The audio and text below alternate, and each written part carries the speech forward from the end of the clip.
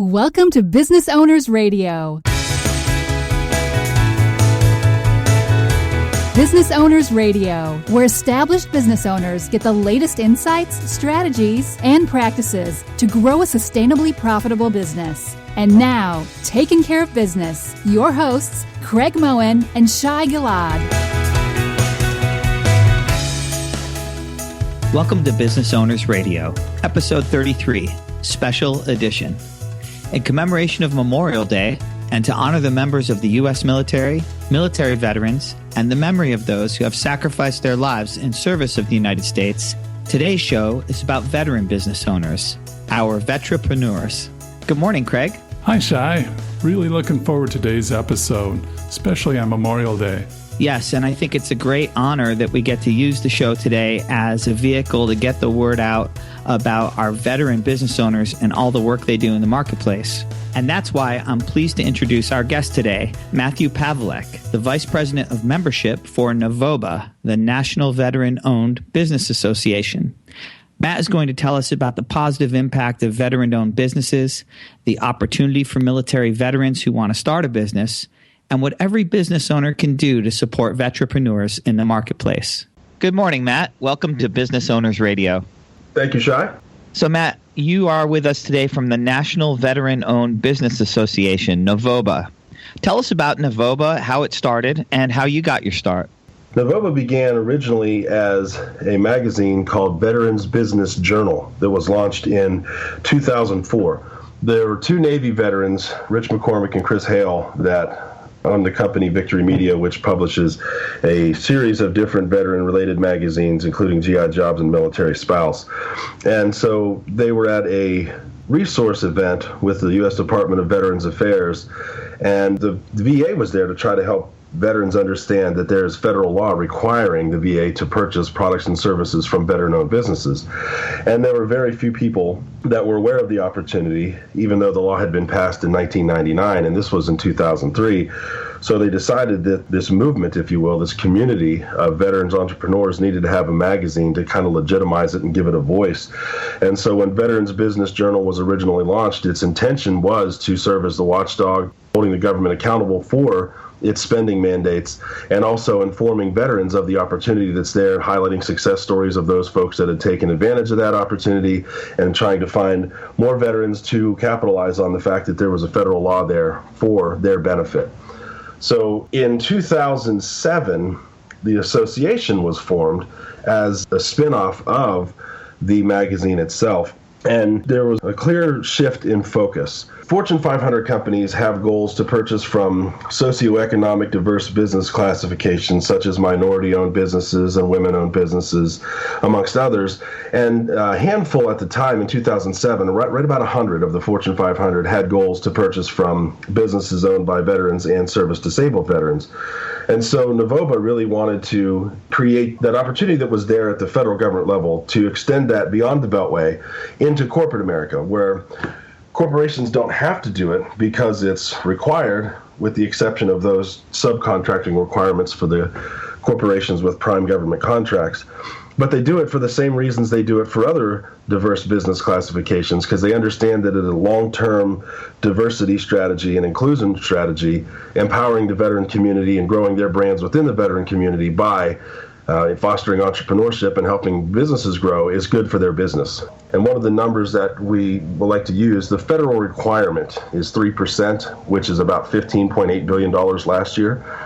If 3% of what corporations spend went to veterans, that'd be closer to $90 billion, because the federal government might be the world's largest single purchaser. But when you have all of the corporations in America, there are many of which are global, combined, that spending is much, much greater. So there's a much, much larger opportunity for veterans that we just wanted to make sure that they're aware of. And it has been very successful. And now we have about 408 as of this last summer. We completed the research that have publicly said, yes, we want to buy from veterans. And Matt, I noticed on your website, I was surprised to see that 400,000 veterans depart the service every year. That's a huge number. How does that play out as far as business owners? Well, there's a large number of veterans that want to get into entrepreneurship. One of the interesting statistics is women veterans are the largest and fastest growing category of entrepreneurship. But veterans in general are twice as likely to start a business as non-veterans or to be self-employed.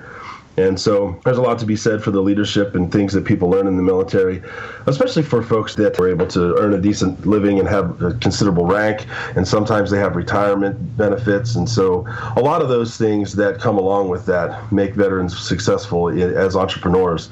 But it's an interesting statistic in and of itself. Is it part of the same mindset that encourages people to join the military that also helps them to become more entrepreneurial afterwards, or is it what they learn while they're in the military, or a combination of both?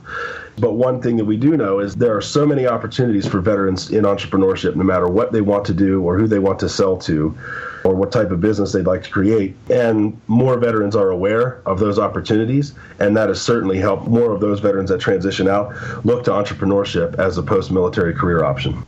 We have our Veteranpreneur of the Year recognition program that we do. And so any veteran who wants to nominate their business, or anybody who knows of a veteran who has a wonderful story to share, can nominate their businesses for free. It's at voy.novoba.com. That's Victor Oscar Yankee.novoba.com for Veteranpreneur of the Year. And there's no cost or obligation. They just fill out some information and answer a couple questions describing their business and sharing their story a little bit for us.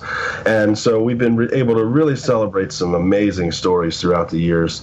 Most recently, last year, our Veteranpreneur of the Year, Gordon Logan, he's the CEO and founder of Sport Clips. And so I just had a chance to meet with him last week in Dallas. They're up to 1,536 locations nationwide, and he has about 170 of those who are veterans that own those franchise locations of Sport Clips. And he got them all memberships in Novoba because he wants to make sure that all of their customers know that those businesses are veteran-owned businesses. Even though they're franchise locations, they're still veterans that own and operate and run those businesses. Matt, what are you finding to be unique about the veteran when it comes down to business ownership? One thing that is definitely unique to veterans, not that anybody can't be successful in business, but the things that people learn in the military, that if you're good at being in the military and being able to working ridiculously long hours and working with teams, having the best training in the world, and all of the things, the discipline and hard work and leadership that make people successful in the military, they translate very well to success in business. And there's definitely evidence to verify that veteran-owned businesses have a greater likelihood for success in entrepreneurship than non-veteran-owned companies, and largely for that same reason. Now, once again, I don't want to make it that only veterans can be successful in business, but what people learn to do in the military does translate very well to success in entrepreneurship. So I'd like to do more business with veteran-owned businesses. How can I find particular business that I'm looking for? If you go to buyveteran.com, just like Buy American or Buy Local, it's just buyveteran.com. There are right now about 56,000 businesses that are veteran-owned firms listed on that website. I want to stress that it's important for veterans to let their customers know that they are veteran-owned. And any business who wants to register at buyveteran.com can do so for free. They don't have to join as a paying member of Novoba. We still want them to be able to be found on the business, even if they don't join with us. So everybody should get their business on there for free, because 95% of Americans have a sense of gratitude toward the military. And we found that 68% of respondents nationwide said they'd be more inclined to purchase from a business that they could identify as veteran-owned. That's fantastic. And so how about for business owners that are not veterans? What can they do to support Novoba? Well, once again, they can buy from veteran-owned businesses. Businesses buy things from other businesses. And anytime business owners can support other medium to small-sized business owners, they do help with that part of the economy. But they can also look to buy products and services from other medium and small-sized veteran-owned companies if they want to, because we know that veterans hire more veterans as employees. And simply supporting the veterans entrepreneurship community is a great way to say thanks and to support veterans. And you don't necessarily have to write a check to a charitable organization. You can simply buy from a veteran business, and you can find them there. So anytime businesses themselves want to engage in any of their business-to-business transactions, see if they can't find some veterans to buy from first. And they may be pleasantly surprised by dealing with veteran-owned companies because of the same sense of discipline and honor and commitment that veteran business owners have. They're very successful at business, so they may find that they're getting an excellent deal out of the equation as well and supporting the veteran community.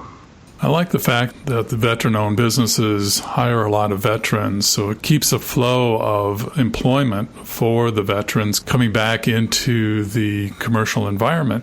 Are you finding any particular areas that veterans seem to focus on for developing businesses? There seem to be an awful lot of folks in the information technology sector and the construction sector, largely because there's an awfully large component of military community that people are trained to do that and work in that professional space. So with cybersecurity and other things, and they're burgeoning industries, that there's plenty of opportunity there. But across the board, you'd be surprised. Veterans start businesses in every walk of life. We just published a story this issue about a team of 2 Army veteran women who went to West Point and were in Afghanistan together. They started a company called Rumi Spice, where they're empowering Afghani farmers to grow the world's most sought-after spice, saffron. And they're sourcing that and bringing it to the U.S. And so it's just a really wonderful business idea. We also had a man in Fort Benning, Georgia, right outside of Fort Benning, Georgia, after he was medically discharged after suffering wounds from an IED attack when he was serving in Iraq. He started a business called Fur Babies Pet Care. And so basically it's providing doggy daycare and pet services across the board, a full suite of pet services for the active duty military community folks who have pets and live at Fort Benning, Georgia.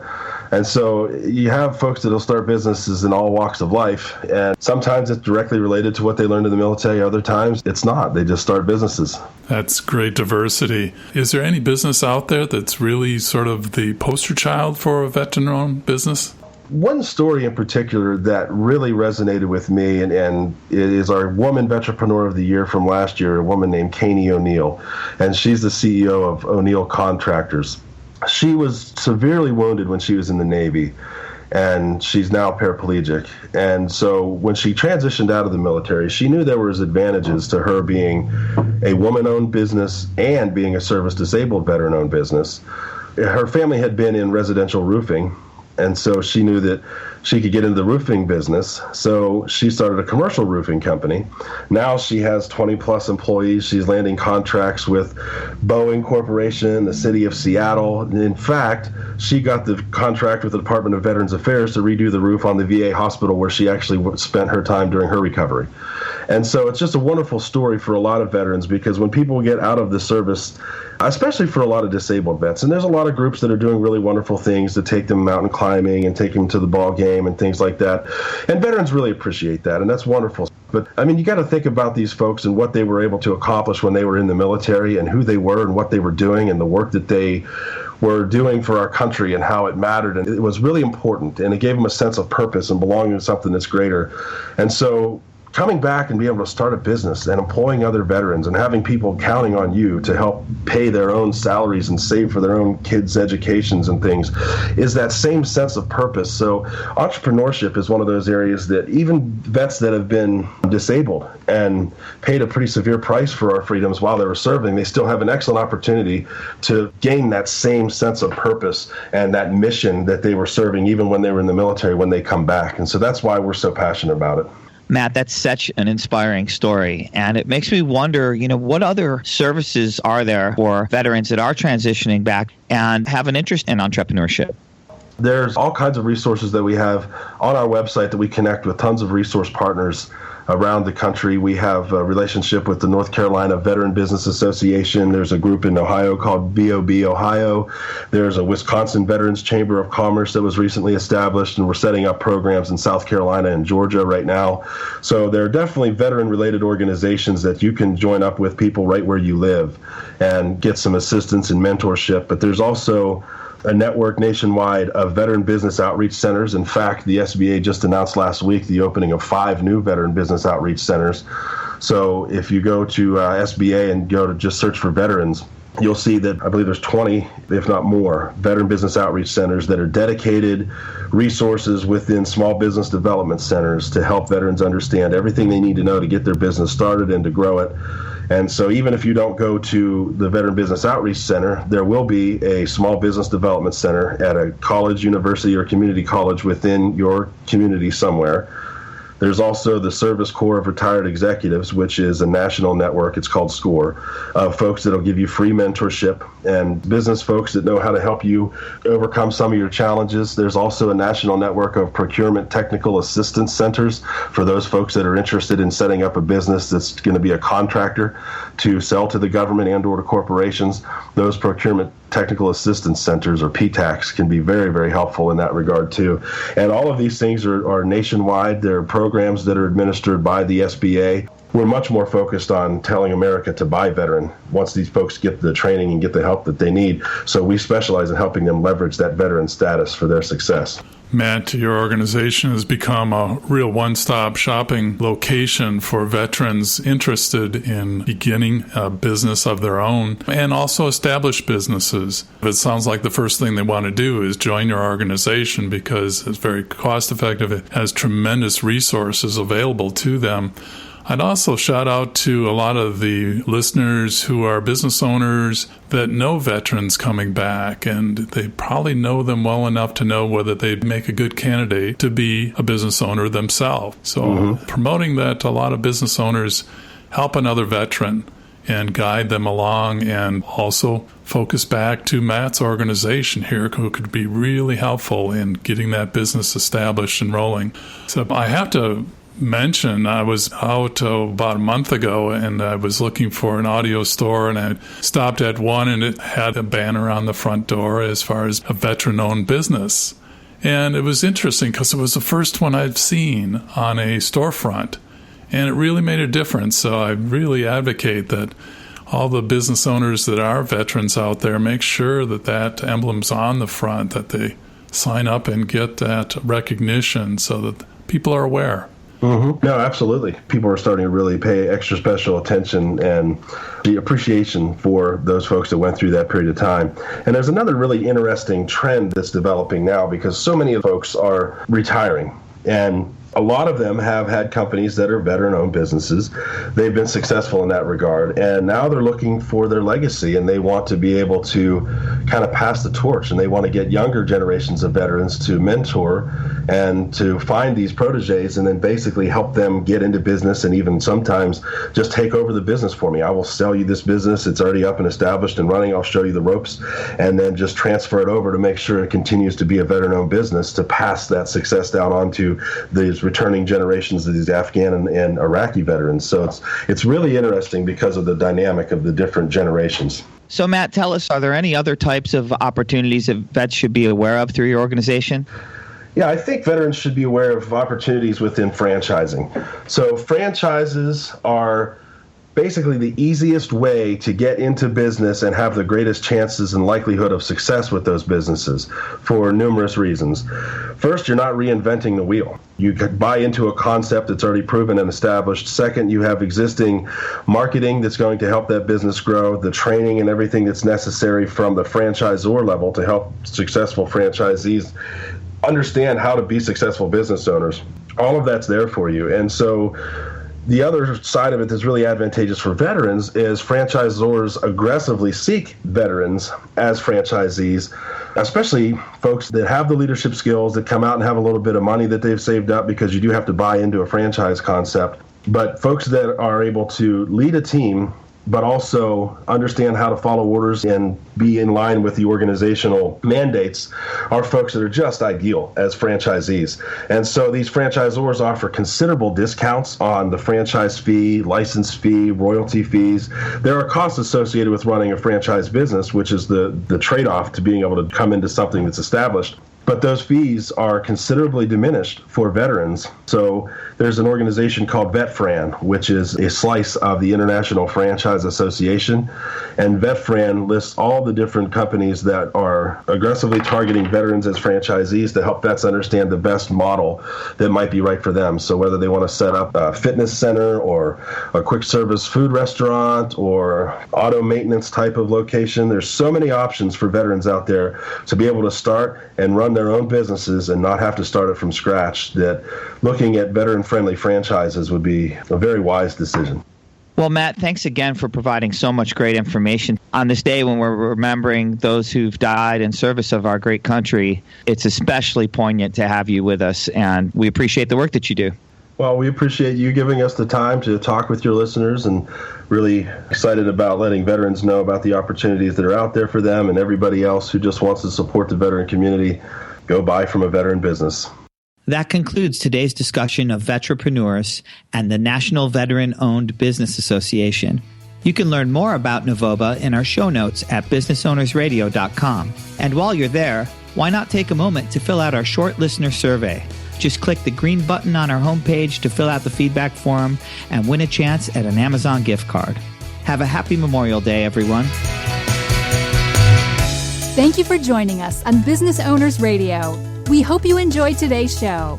As always, you can read more about each episode along with links and offers in the show notes on our website, businessownersradio.com. We want to hear your feedback. Please leave comments on this show or suggestions for upcoming episodes. Tell your fellow business owners about the show, and, of course, we would love the stars and comments on iTunes. Till next time, keep taking care of business.